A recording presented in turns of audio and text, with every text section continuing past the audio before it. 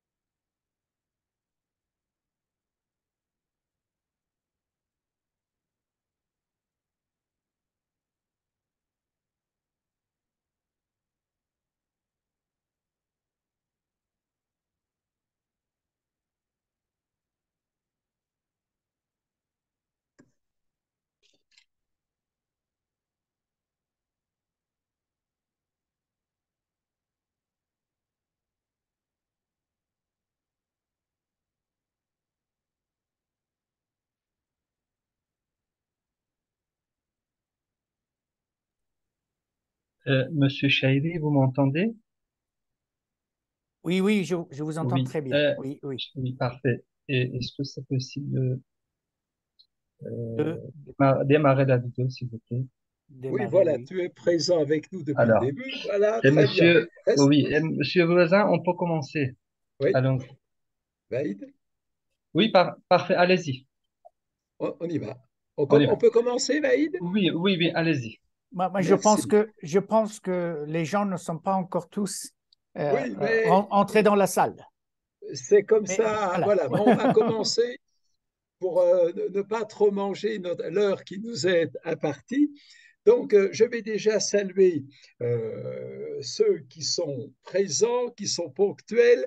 Je vous remercie tous et toutes pour cette 11e session de GovTégou, pour laquelle j'ai le plaisir d'accueillir, et je suis aussi moi-même à Téhéran en ce moment, le professeur Hamid Reza Chaheri, que vous allez entendre, qui est un personnage, si je puis dire, sur la place de Téhéran dans le monde de la francophonie. Notre ambassade l'a d'ailleurs récompensé pour cela.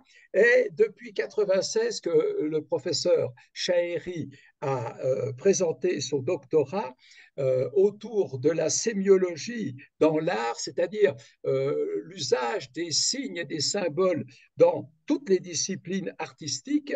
Il n'a cessé de s'engager pour le français, la francophonie en Iran. Et il est notamment l'animateur, j'allais dire, incomparé de mise en scène théâtrale en français depuis des années sur Téhéran. Et je voudrais, au nom de notre pays encore, le remercier pour cet engagement pour notre culture. Mais ce soir, nous allons donc nous pencher sur l'une de ses passions, qui est le secret, entre guillemets, des miniatures persanes. Donc, cher professeur, bonsoir. Merci de nous consacrer cette heure avec tous ceux et toutes celles qui vont nous écouter ce soir. Je signale à nos auditeurs et auditrices que, comme d'habitude, le GovTégou est enregistré et qu'on peut le retrouver sur YouTube. Dans quelques jours, notre ami Vaïd Yaroubi se charge de ces aspects techniques et précieux. Et je demande donc bien à tous de neutraliser les vidéos pour que notre orateur ne soit pas perturbé par trop d'images sur l'écran. Donc, je vais commencer et nous allons rentrer tout de suite, sans perdre de temps, dans le vif du sujet. Mon cher professeur, cher Hamid Reza, peut-être pour commencer, pour situer le sujet pour nos amis auditeurs, auditrices, est-ce que vous pourriez nous donner les grandes lignes de ce qu'on appellerait l'historique des miniatures persanes? Voilà, cher Jean-Claude, permettez-moi de saluer également le public ici présent. Je suis très heureux donc d'assister euh, à ce programme donc très animé de Goftégou, de dialogue sur les sujets culturels de l'Iran.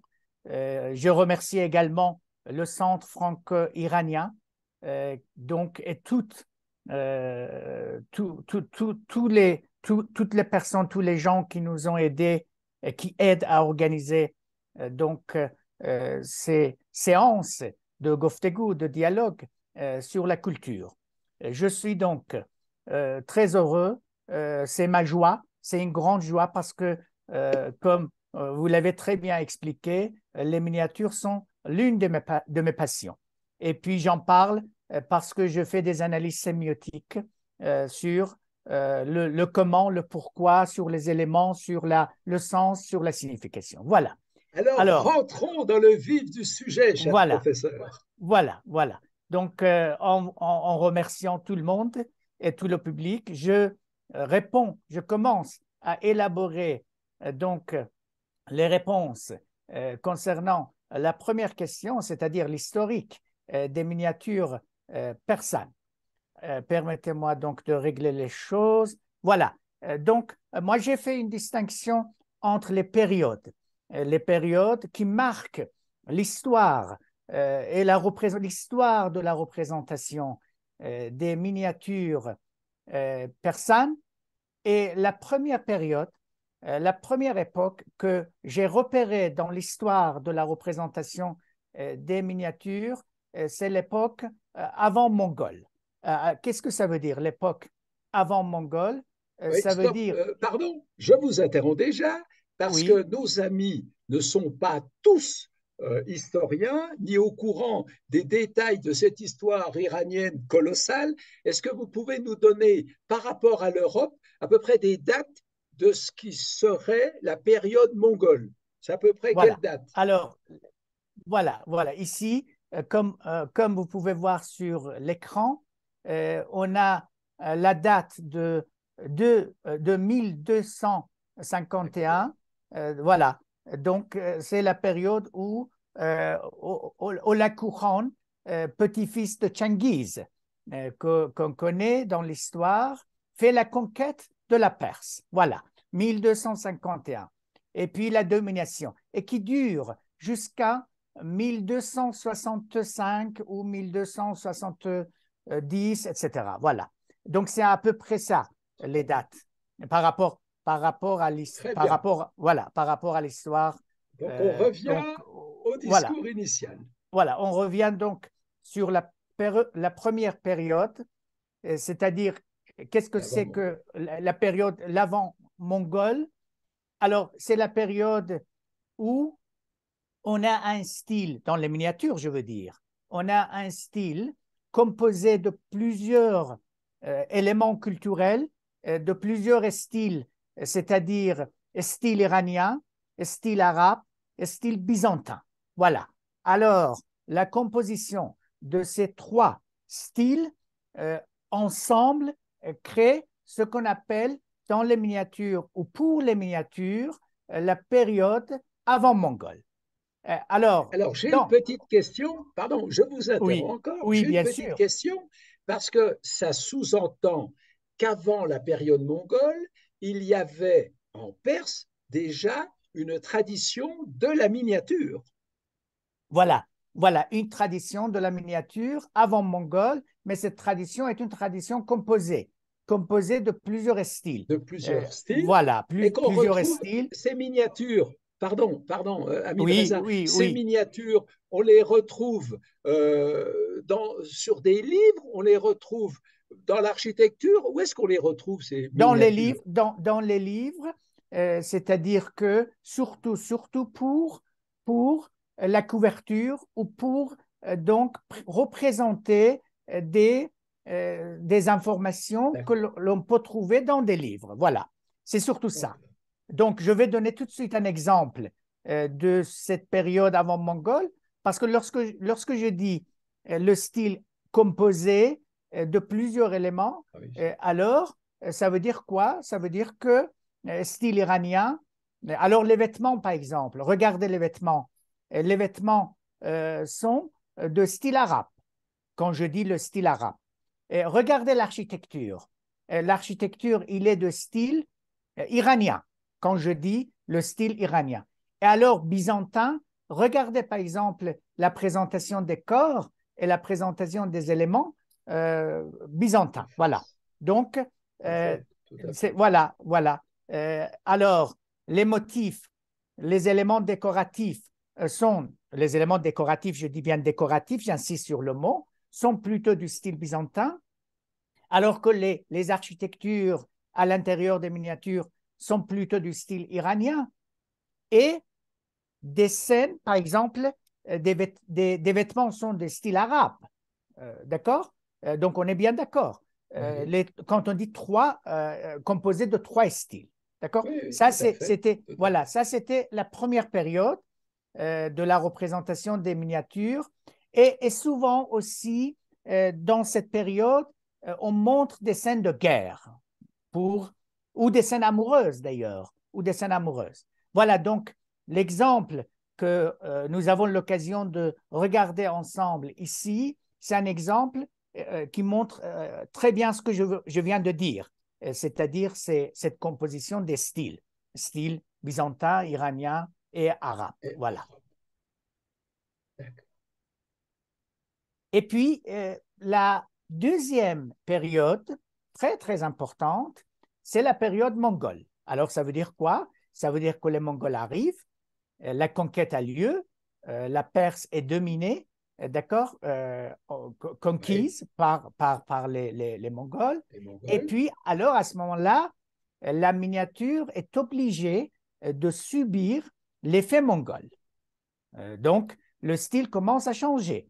Le style commence donc à subir une transformation. Voilà. Qu'est-ce qui se passe? C'est-à-dire, quels sont les éléments Oui, maintenant qu'est-ce qui se mongols, passe? voilà, que l'on va retrouver dans les miniatures mongoles. Alors donc, euh, c'est surtout l'influence de la peinture chinoise sur donc la miniature. Voilà, ça c'est une chose très très importante. Et puis, donc, les éléments de la peinture chinoise commencent à dominer. Et par exemple, pour prendre quelques exemples, les nuages et les arbres sont peints de la façon chinoise. Je vais d'ailleurs pouvoir montrer quelques styles mongols. Regardez par exemple ici, regardez d'abord les visages, regardez les éléments décoratifs du vêtement.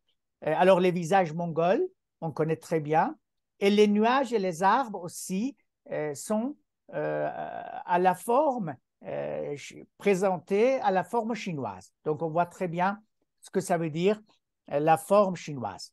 Et ici, c'est très bien montré. Voilà. Donc pour le style quand je vois. Et souvent, on les a utilisés pour décorer les livres, pour la couverture des livres, même pour l'intérieur des livres, lorsqu'on racontait donc des éléments d'information, un savoir, lorsqu'on racontait un savoir, soit un savoir donc poétique, soit un savoir scientifique, alors on avait le droit d'utiliser des miniatures. Et ces miniatures étaient des miniatures mongoles influencées par la Chine. Encore, donc, un autre exemple, si vous voulez bien, un autre exemple du style mongol.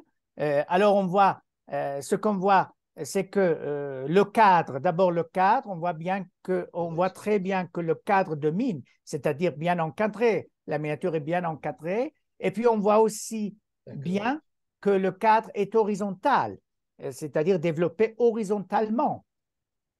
Et puis, par exemple, cette miniature a été utilisée pour décorer un livre très important et on voit la date vers 1307. 1307.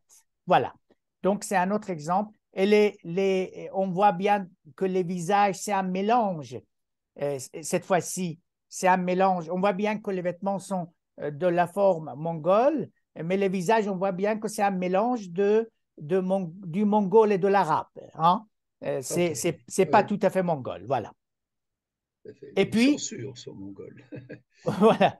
Et puis, donc, comme je l'ai dit au départ, j'ai dit aussi que on peut trouver dans les miniatures Style mongol. mongoles dans le style mongol, on peut trouver Oui. aussi beaucoup de scènes amoureuses et beaucoup de scènes de guerre. Alors là, nous avons un exemple d'une miniature où on voit donc une scène de guerre. Alors là, on voit vraiment les motifs mongols, on voit les visages mongols, on voit des corps. Les corps sont vraiment des corps mongols parce que comment sont représentés les Mongols, les corps sont donc épais, un peu épais. Généralement, Voilà, voilà, généralement. voilà. Voilà. Et On voit puis, l'armement aussi, oui. voilà, voilà. Et puis, on voit aussi comment ils sont armés. Donc, les armes aussi, comme on voit, sont des armes mongoles, toujours Oui, oui. des armes Les chinoises et armes. des armes mongoles. Voilà. Et puis, D'accord. la tonalité très forte et surtout l'intensité très forte. C'est-à-dire quoi? C'est-à-dire que dans des scènes de guerre, comme on voit, dans des scènes de guerre, on constate très bien que il n'y a pas d'espace vide. C'est tellement plein. La miniature est pleine Complètement. d'éléments, voilà, Complètement. plein d'objets, plein de choses, plein d'instruments, plein de gens, plein d'animaux, d'accord? Donc, C'est très chargé. Ça, c'est c'est très vrai. chargé. Voilà, C'est voilà. très chargé. Il n'y a pas d'espace blanc ou il n'y a pas d'espace vide. Voilà. Exact. C'est important. Parce On que va c'est une scène de... retenir ça pour la suite. Voilà, voilà. Donc, Très bien. si vous n'avez pas de choses Alors, à... Oui, j'allais dire, puisque je vois le titre de la prochaine diapositive qui arrive, cette époque ou cette influence du style mongol va durer dans le calendrier à peu près jusqu'à vers quelle année ou quel siècle? Puisqu'on va donc, en arriver à la comme, période post-mongole. oui, comme je l'ai montré tout à l'heure, une centaine d'années, d'accord? Une centaine C'est-à-dire, nous sommes sous l'influence. Et puis même après, il faut attendre le départ des Mongols, c'est-à-dire la période post-mongole, pour qu'on puisse après parler d'une nouvelle, donc d'un nouveau statut et d'une nouvelle façon de peindre, n'est-ce pas? Voilà, on verra tout à l'heure dans les D'accord. On miniatures reviendra suivantes, là-dessus. on verra. On reviendra Voilà, là-dessus. Oui. on reviendra. Voilà, D'accord. D'accord. Donc, on en était voilà. à un exemple qui était la guerre ou la chasse, et nous voici dans la période qui suit, donc l'influence mongole, les miniatures se transforment et on arrive à ce que je vois vous appeler l'école Jalayeri avant l'école de Shiraz. Alors, ne parlons pas de l'école de Shiraz, parlons déjà de ce que vous appelez, vous, l'école Jalayeri. Qu'est-ce que ça veut dire? Voilà. Donc, il faut attendre la fin de la période mongole pour qu'on Oui. puisse parler du post-mongol, c'est-à-dire l'arrivée d'une nouvelle école, école Jalali. École Jalali, c'est une préparation, on peut dire. C'est une préparation de ce qu'on appelle l'école de Shiraz. Et puis voilà, une évolution très importante qui nous conduit vers quoi? Qui nous conduit vers l'iranisation des miniatures. Très C'est-à-dire, important. voilà, Très important. se sauver un peu de la domination chinoise ou de la domination mongole sur les Donc miniatures. voilà, on est peut-être vers quoi, 1400 par exemple, dans ces Voilà, années-là? voilà, c'est ça, c'est ça, c'est ça. D'accord. Alors, qu'est-ce qu'elle Donc, a de particulier, cette période voilà, d'iranisation des miniatures? voilà, c'est ça qui est très important. Donc, les visages changent, les vêtements changent, les tailles changent, le corps, C'est-à-dire, la manière de c'est-à-dire, représenter. Oui, donc, je vais montrer des exemples. La d'accord. représentation des corps change, les couleurs changent, les cadres changent, la tenue change. Ben, dites Voilà, donc, ça veut dire quoi? Ça veut dire que, donc, puisque alors les tailles étaient, comme on l'a dit, étaient petites, étaient grosses, épaisses, etc. Alors, dans les nouvelles façons, la nouvelle façon donc de faire la miniature, Oui. École Jalali, on a affaire à quoi? On a affaire à des corps très fins. On C'est la veut voir, finesse. on veut voir. Voilà, Ça correspond à quoi? tout de suite, alors, tout de suite, je montre donc l'école Jalali qui s'appelle aussi École Tabriz Bagdad. Il y a deux noms, d'accord? Jalali, ça veut dire Tabriz Bagdad, un mélange de Tabriz et de Bagdad. Voilà, c'est D'accord, ça. d'accord. Alors, on voit beaucoup plus de finesse, la finesse des corps, Oui. la tonalité des couleurs, des représentations, la représentation des objets fins sur la scène, et puis aussi l'intérieur et l'extérieur, c'est-à-dire un mélange donc sur le plan architectural, je veux dire, un Oui. mélange important de l'intérieur et de l'extérieur, c'est-à-dire que c'est une période où on commence à montrer l'intérieur tout en montrant l'extérieur du bâtiment. Voilà, là, on est là-dedans, on est à l'intérieur, mais on est en même temps à l'extérieur. Le spectateur voit l'extérieur, en même temps, le spectateur voit l'intérieur. Donc, les éléments Oui. que j'ai donnés, les éléments clés que j'ai donnés ici, comme Oui. changement de visage, comme changement de taille, On comme va changement regarder. de vêtements et comme changement des corps. C'est les corps, Oui. alors, ne sont plus les corps épais mongols, d'accord? Donc, les Oui. corps Est-ce gros qu'on peut et... revenir? Est-ce qu'on peut revenir sur la diapositive, là où l'on voit l'intérieur, l'extérieur, la diapositive suivante que vous aviez Voilà, déjà montrée, que nos auditeurs, auditrices comprennent bien ce que vous voilà. êtes en train de décrire sur les corps, sur cet aspect plus fin des choses.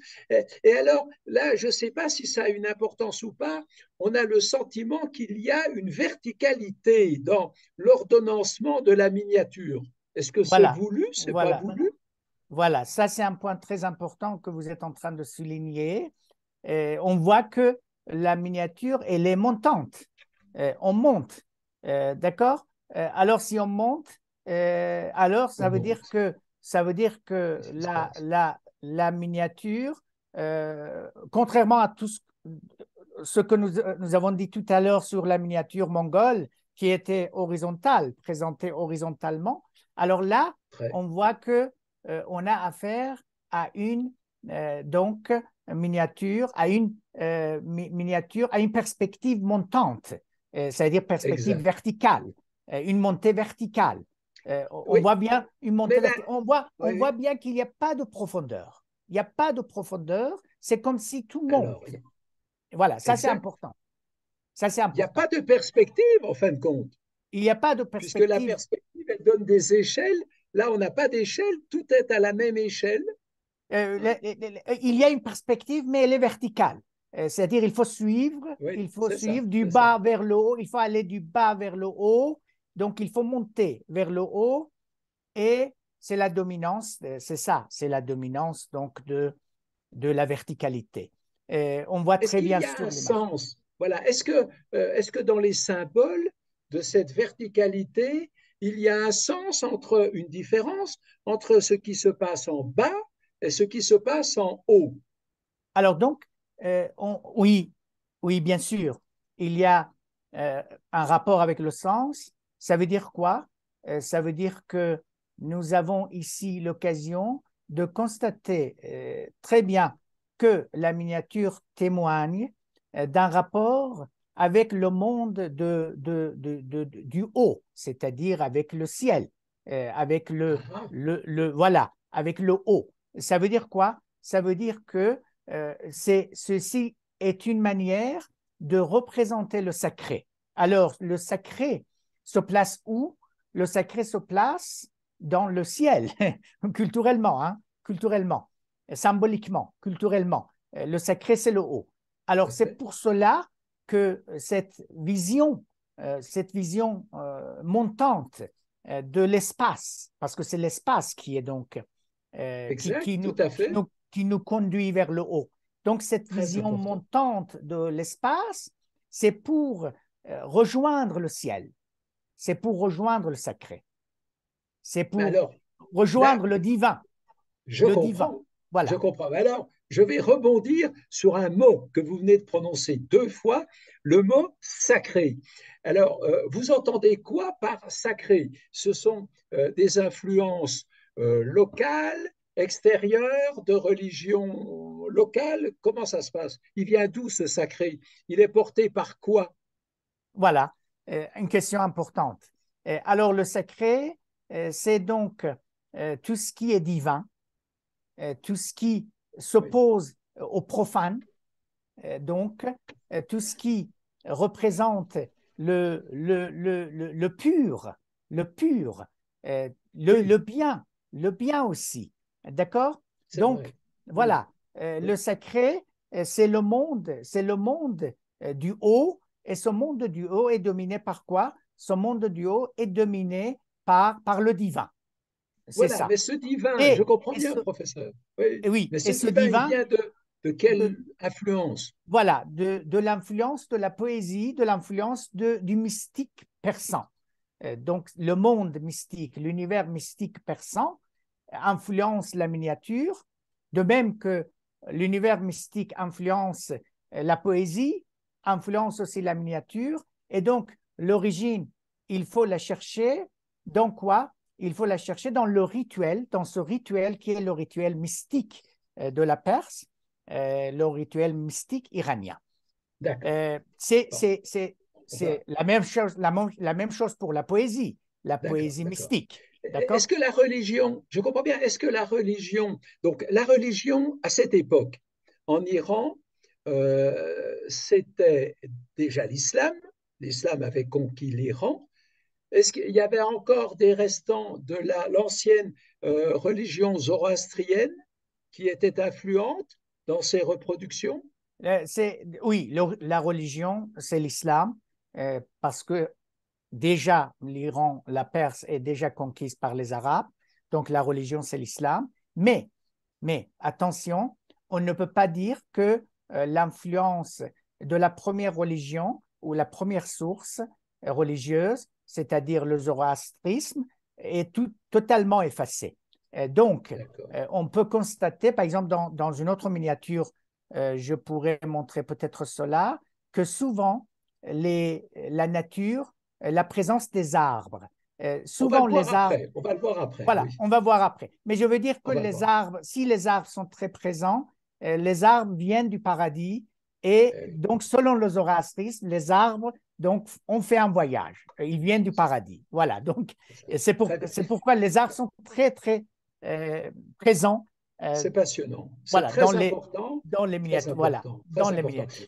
Alors, Voilà. le temps passe, on a déjà parcouru la moitié de notre temps, donc arrivons, si on a fini avec cette première école Tabriz-Bagdad, on en arrive à une nouvelle école qui s'appelle, enfin, que vous appelez l'école de Shiraz, qui est donc à la fin du XIVe siècle.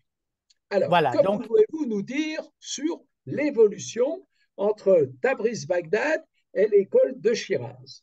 voilà, voilà. Alors, comme on peut voir sur l'exemple que je suis en train de vous montrer, on remarque que l'iranisation continue.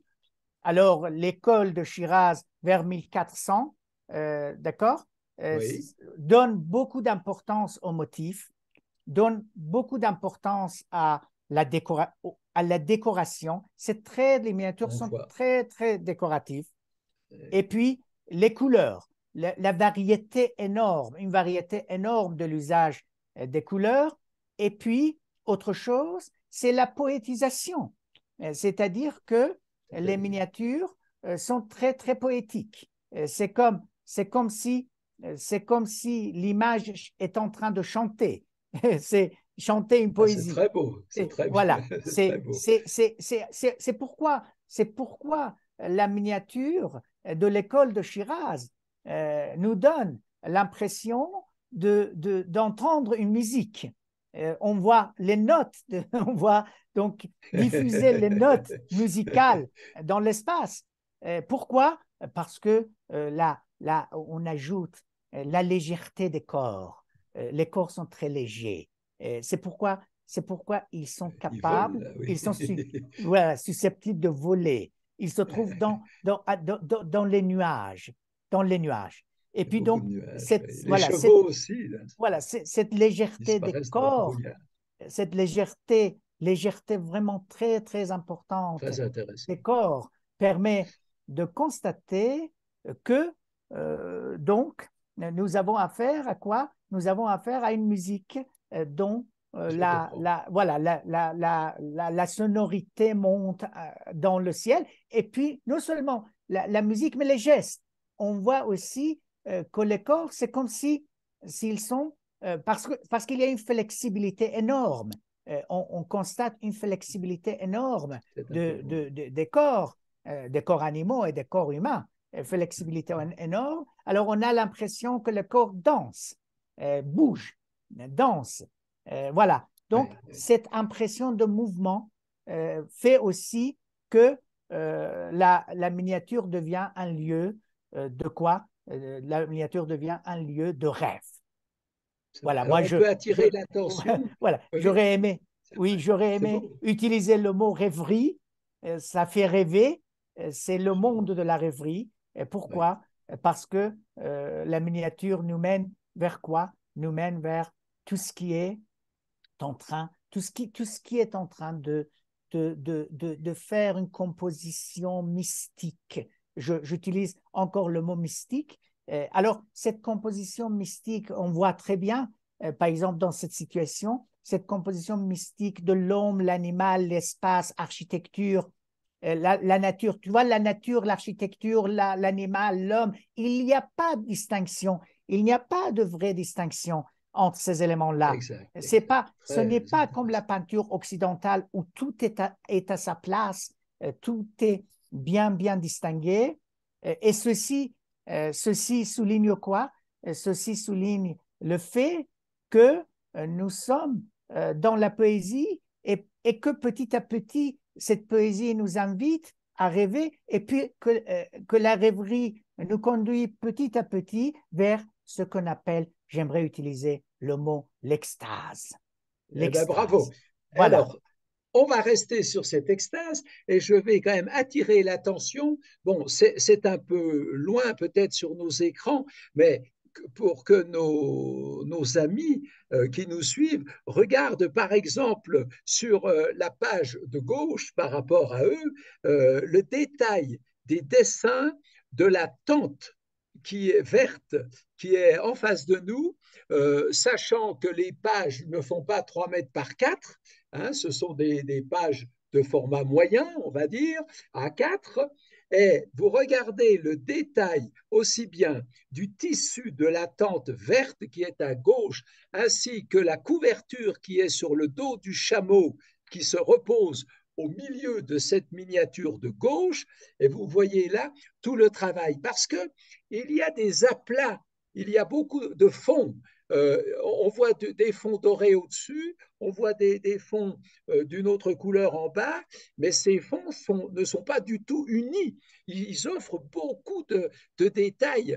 Alors, est-ce qu'il y a une symbolique sur les fonds? Par exemple, le ciel n'est pas bleu, le ciel est doré.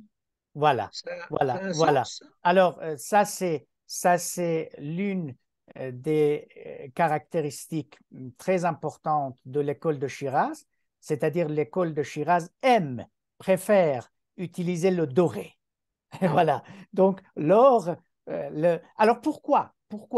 Il y a un élément clé, c'est-à-dire il y a donc dans l'école Shiraz, miniature de l'école de Shiraz, il y a un secret important dans l'usage du doré, de l'or, du soleil, la couleur du soleil.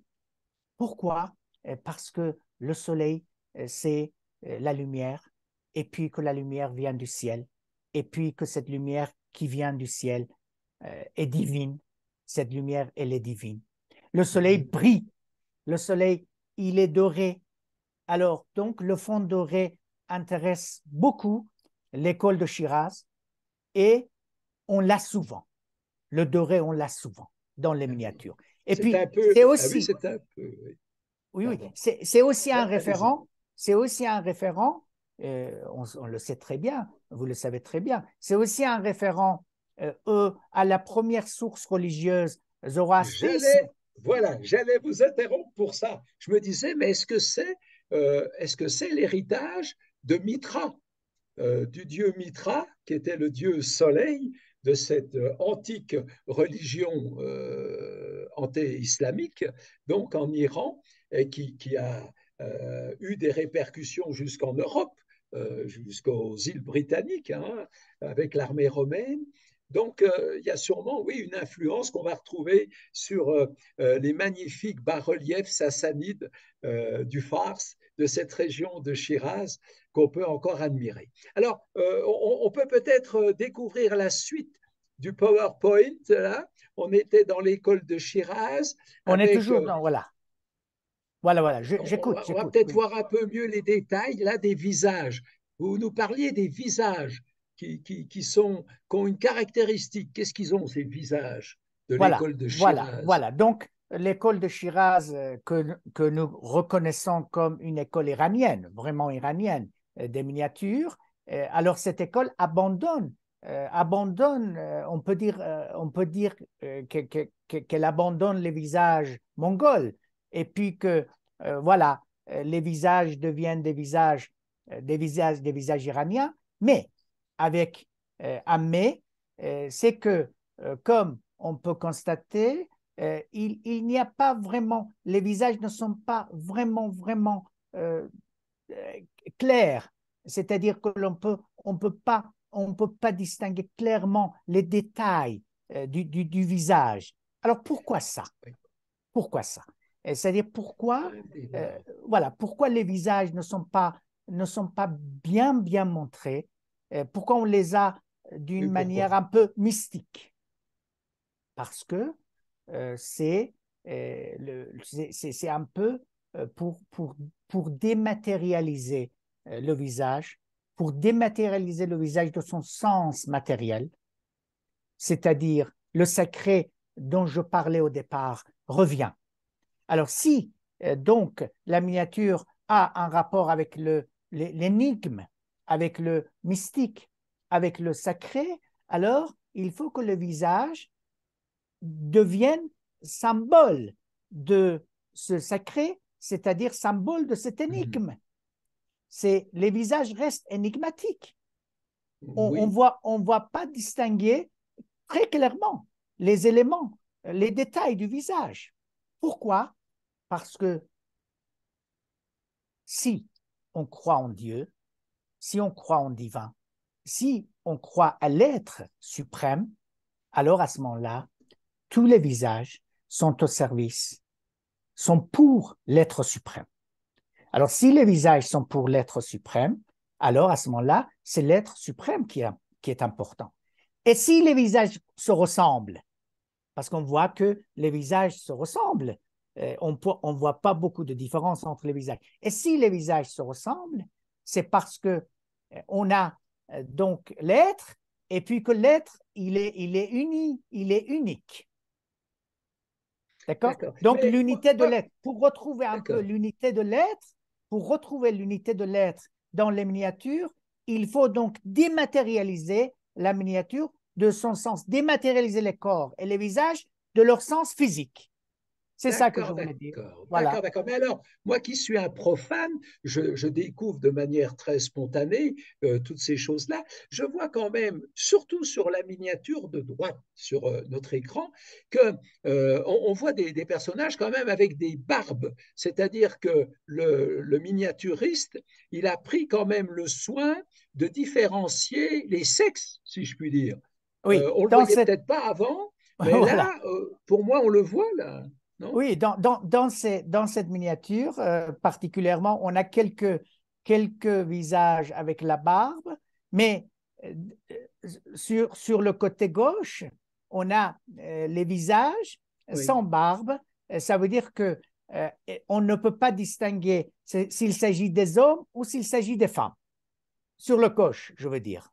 Oui, oui, D'accord? oui, tout à fait. Je Voilà. comprends bien, je comprends bien. Voilà, voilà. Ça, c'est, on Est-ce va que, dans les autres exemples, on va voir mieux cela. alors, je vais quand même rebondir sur cette notion de visage, de reproduction de visage atténué, mais un peu quand même matérialisé, un petit peu, dans un monde islamique qui interdisait la représentation figurée humaine.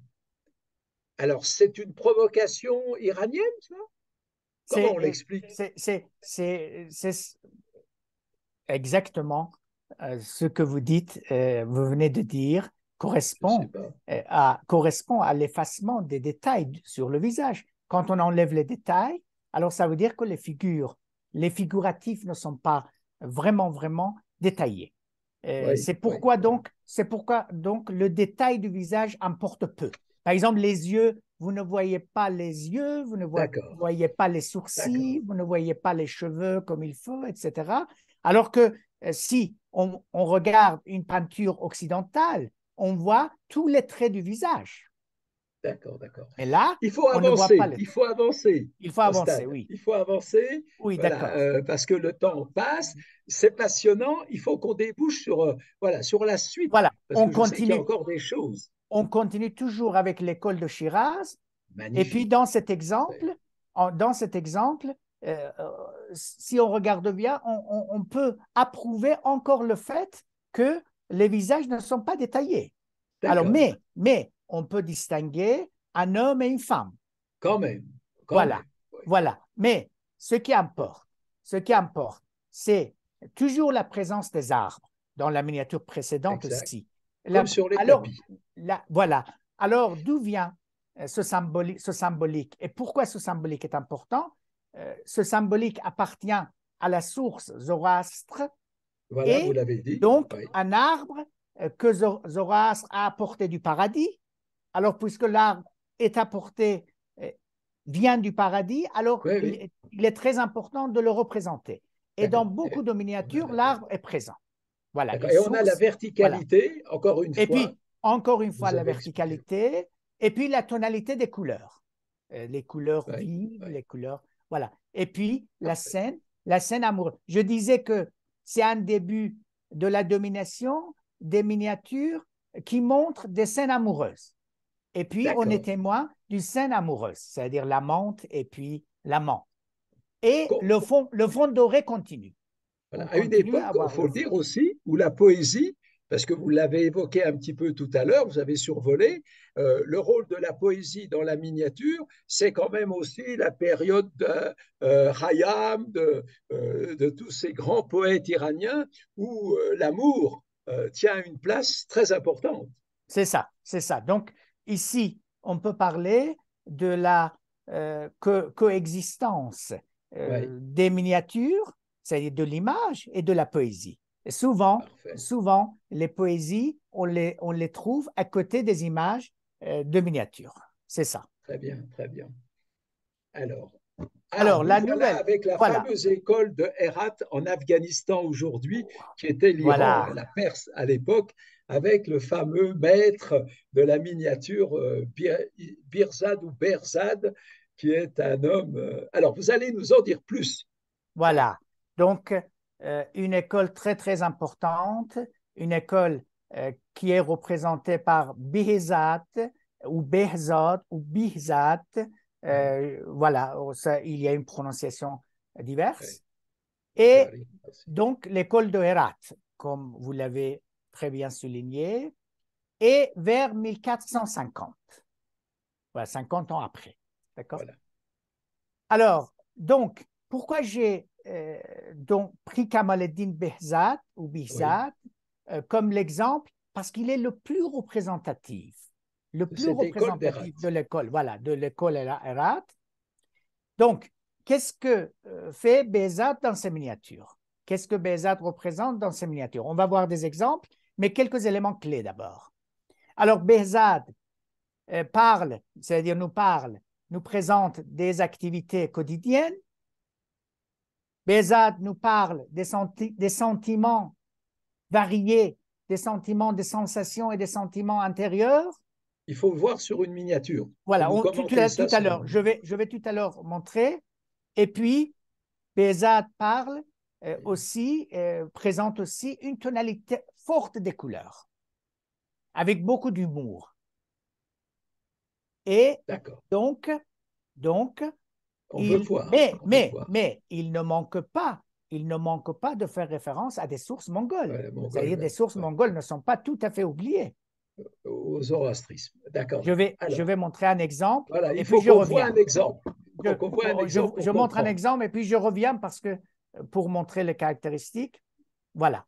Donc, ici, j'ai fait exprès de prendre cet exemple parce que Oui, qu'est-ce qu'il avait? tout le monde connaît l'histoire. Tout le monde Pas connaît tout à l'histoire fait. du Pas tout à fait. prophète. Le prophète Youssef, Joseph, vous l'appelez Joseph. Nous, on l'appelle Youssef. Le prophète Joseph, donc, qui a été poursuivi par la fameuse Zolécha. Est-ce que vous connaissez Pas du Zolécha? tout. Dites-nous deux mots là-dessus. Voilà, c'est la Mais reine. vite, vite. C'est la reine. C'est la reine donc de l'Égypte. Lorsque Joseph s'est trouvé à l'Égypte, alors donc Bon, la reine est tombée amoureuse de lui d'accord. et puis a voulu le conquérir. D'accord? Bon, Donc la scène montre que Joseph, qui est en train de fuir, d'accord, il prend la fuite. Pourquoi il prend la fuite? Parce qu'il est poursuivi par la reine de l'Égypte, ancienne l'Égypte, d'accord? Voilà, donc on voit ici cette scène de fuite du prophète. folle, C'est folle. fabuleux, c'est À fabuleux. travers le balcon. Et puis, mais ce qui est très important, c'est la finesse. C'est-à-dire que on a, comme j'ai pu ici énumérer les éléments, c'est-à-dire que la scène et les éléments sont très décoratifs. Regardez les murs, par exemple. Regardez les portes, par exemple. Les motifs, tous les motifs. Et le détail des portes. Les détails, les extraordinaire. motifs peints sur les murs et les motifs peints sur les portes. Et on a toujours cette ascension. On a toujours voilà. cette ascension. Voilà. Architecture très complexe. Très complexe. C'est-à-dire des paliers et tous les paliers, des salles, des chambres, des salles. Comme je disais tout à l'heure, l'intérieur et l'extérieur, on voit l'extérieur. Par exemple, la porte de l'entrée, on voit l'extérieur en bas le mur, l'extérieur, mais on voit en haut l'intérieur. Exact. D'accord? Exact. Donc, voilà, on ne cache rien. On peut voir en même temps l'extérieur et l'intérieur. Et puis, le jeu continue. C'est très compliqué. Et on a des paliers, 3 paliers, au moins 3 paliers, mais tous les paliers sont en connexion. Par quoi? Connectés par un seul escalier. Un seul escalier. Reliés par un seul escalier. Et puis voilà. Donc, autre chose. Revenir sur la miniature. Oui, on revient sur. Je reviens sur la miniature. C'est que c'est l'époque, c'est aussi l'époque où, dans les miniatures, pour représenter, faire des miniatures, on utilise beaucoup de récits.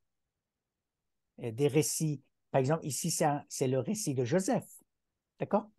Le récit de, par exemple, Abraham. Le récit d'Adam et Ève. On utilise beaucoup de récits. Le récit, par exemple, d'Ismaël. D'accord? Donc, on utilise beaucoup de récits historiques, beaucoup de récits religieux pour les miniatures. Et là, on a un exemple. Voilà. Est-ce que la couleur... Attendez, ne partez pas, ne partez pas. Oui. Restez sur la miniature, c'est très important. Est-ce que l'importance des vêtements des personnages a une signification? Oui, voilà, bonne question. Comme on peut le remarquer, le prophète, il est habillé en vert. Oui. Alors, on revient sur le mot, le mot sacré, d'accord? Alors, le vert, symboliquement, représente quoi? Le vert, symboliquement, selon le rituel de religieux ou le rituel persan, le vert représente le bien, représente le bien et le sacré. C'est la couleur sainte. Les saints, les saints sont habillés en vert. C'est pourquoi donc on voit très bien que le prophète porte le vert et au contraire, la dame qui essaie de rattraper le prophète par derrière, alors elle est habillée en rouge. Et le rouge représente quoi? Le rouge, on peut dire un peu en secret. On peut se le dire, peut-être que le rouge représente un peu l'aspect satanique. D'accord. Voilà. Alors, poursuivons parce qu'il nous reste très peu de temps et on a des questions qui arrivent. Donc, il faut qu'on avance assez vite, là, professeur. D'accord. Je voudrais qu'on arrive au prochain donc le style, tout de suite, je voudrais dire que le style de Behzad est style mystérieux, est style énigmatique, révélateur du monde de la poésie, révélateur du monde de l'extase. C'est-à-dire quoi? Moi, je voudrais utiliser cette expression très importante. La miniature persane, quand elle est iranisée, quand elle est persanisée, alors c'est un moyen de faire percevoir l'imperceptible. Je voudrais que vous reteniez cette expression. Qu'est-ce que ça veut dire, percevoir l'imperceptible? C'est-à-dire ce qu'on est incapable de percevoir, alors la miniature nous le fait percevoir. Donc l'imperceptible, c'est quoi l'imperceptible? C'est ce côté énigmatique. Et la miniature est capable de représenter, de nous donner un exemple de ce côté énigmatique du monde, c'est-à-dire de l'être et de tous l'énigme qui domine le monde. Alors, il faut qu'on avance très vite. Il nous reste 7 minutes. D'accord, je termine. Je termine. Il n'y a pas d'inquiétude, je termine. Voilà. On a déjà parlé de ça, c'est bon. On a parlé de ça, mais là, je prends un autre exemple. Je prends un autre exemple très connu, très important, qui représente vraiment Behzad, et que par cette miniature, Behzad représente aussi la miniature persane. Alors, on voit encore, première chose, c'est la verticalité. La verticalité, elle est très évidente. Voilà. Et deuxième chose, les vêtements. Donc, les vêtements avec des couleurs variées. Oui. Troisième chose, le ciel. Quatrième chose, c'est quand même une distinction entre le bas et le haut, c'est-à-dire que la construction du palais, on a affaire à la construction d'un palais qui s'appelle Palais Khavarnar, qui a une histoire. Je n'ai pas le temps de développer l'histoire. Non, voilà, j'explique juste la miniature, c'est-à-dire que c'est-à-dire il y a une différence entre les gens, c'est-à-dire le bas est peuplé, le bas est très peuplé, alors que le haut n'est pas peuplé. Pourquoi? Parce que le haut est près du ciel. L'artiste se trouve, l'artiste c'est le sage. Ici, représente le sage. Donc l'artiste, c'est-à-dire le sage, le plus sage, doit se trouver auprès du ciel. Donc l'homme, voilà, l'homme qui est le plus près du ciel, c'est-à-dire il est le plus sage. D'accord? On a compris. Voilà, alors, comme il nous reste très peu de temps, je vais essayer aussi de faire part. Attendez. On va rester sur la miniature là. D'accord. Parce qu'on nous demande, plusieurs de nos auditeurs, auditrices nous posent des questions par rapport au rôle de l'écriture. Alors déjà, quand est-ce qu'elle apparaît et quel est son rôle? Est-ce que vous pouvez nous dire quelque chose sur la place de l'écriture dans les miniatures?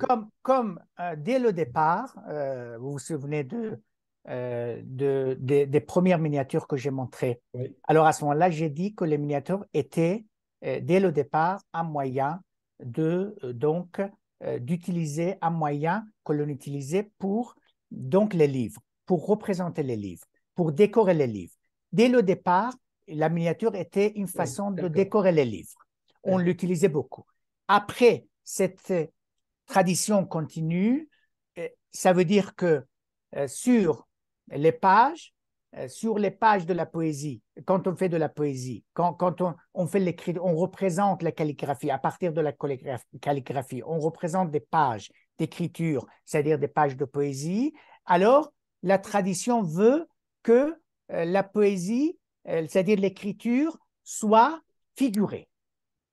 C'est pourquoi, souvent, à côté donc de l'écriture, avec les écritures, on a la peinture, c'est-à-dire l'image. Ça veut dire, d'accord, ça veut dire que le texte, par exemple, qui figure là sur cette œuvre de Berzad, il est un des éléments, une des parties du texte général qu'on va trouver sur les pleines pages.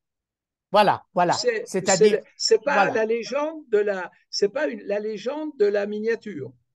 Ça veut dire que le texte écrit et l'image s'accompagnent. C'était une tradition. C'était une tradition. Et donc, la poésie, c'est-à-dire que illustration, je parle du mot illustration. Ça veut dire quoi? Ça veut dire que le texte est illustré par l'image. De même que l'image. On a bien compris ça. Mais ça commence quand? Est-ce que la tradition. À partir de l'école de Shiraz, déjà, à l'époque mongole, on a eu ça. C'est-à-dire que les miniatures ont toujours existé pour illustrer les livres. Déjà à l'époque mongole, cela a existé. Si j'ai le temps, je peux revenir sur les miniatures précédentes. Voilà. On parle de l'écriture qui figure avec les miniatures. Avec les miniatures, des pages. On parle de ça. C'est ça. C'est-à-dire à partir de l'école de Shiraz, l'école Jalali et l'école Shiraz, on a toujours l'écriture accompagnée des miniatures. C'est-à-dire, quand on a l'écriture, on a aussi en même temps la représentation de l'image. Voilà, c'est ça. Pourquoi? Et alors, parce qu'il nous reste 3 minutes. Donc, on ne va pas pouvoir tout faire. Simplement, on a une question aussi très intéressante, je trouve, c'est la place du cheval dans les miniatures persanes. Pouvez nous dire quelque chose sur la place du cheval, parce qu'il est très souvent représenté, le cheval. Tout à l'heure, dans l'une des miniatures, vous avez vu, si je peux. On a vu, oui, qu'il y avait on a vu, oui. Ça, c'est les premières miniatures. Je ne perds pas le temps pour chercher. Pré-mongol, oui. On a vu qu'il y avait un cheval, là, d'influence arabe, romaine, byzantine. Alors, ce n'est pas seulement le cheval. Ce n'est pas. Par exemple, à l'époque mongole, on a eu aussi des éléphants. On a eu beaucoup d'animaux. Les animaux sont toujours présents. Alors, pourquoi, de même que l'on fait référence aux arbres, on fait aussi référence aux animaux. D'accord? Pourquoi? Parce que c'est la nature. La nature est très représentée. Regardez cette miniature, par exemple. Donc, les derviches. On voit que, voilà, les derviches. Alors, on voit que la nature, elle est très représentée.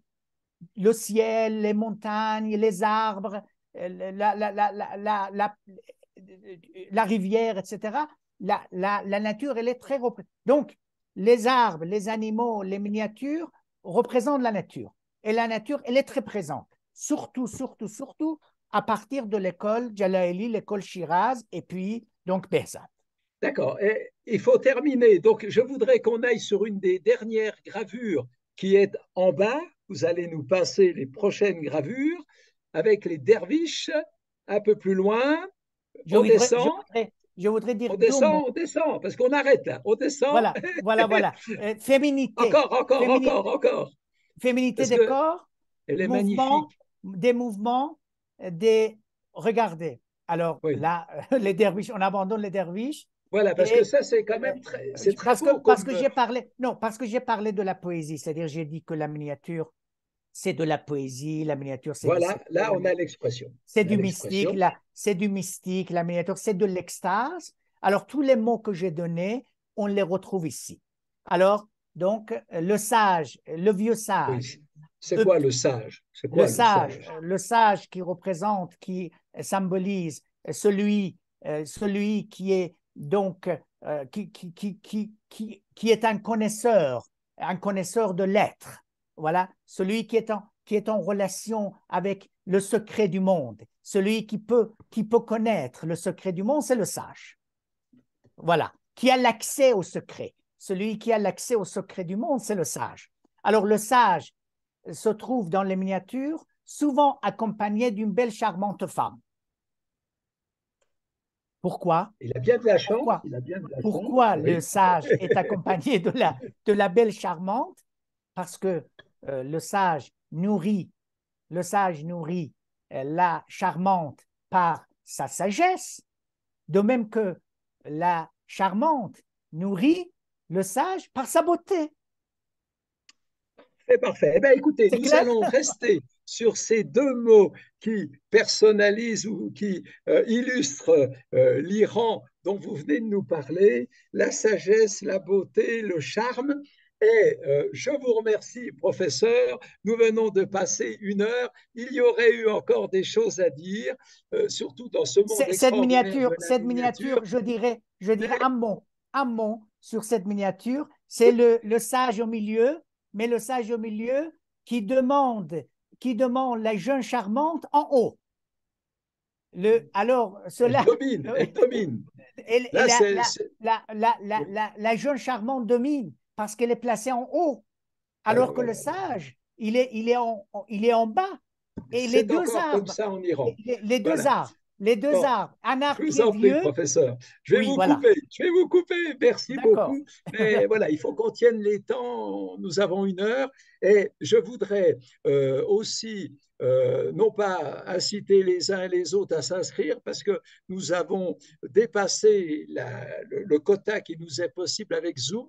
Mais après-demain, nous avons un grand webinaire sur la guerre Iran-Irak avec un témoin qui est le professeur Chiraligna, écrivain, historien, chercheur, qui a eu la chance de rencontrer aussi les acteurs de cette guerre et qui va rentrer dans les relations France-Iran à l'époque de la guerre Iran-Irak 1980-1988. C'est après-demain.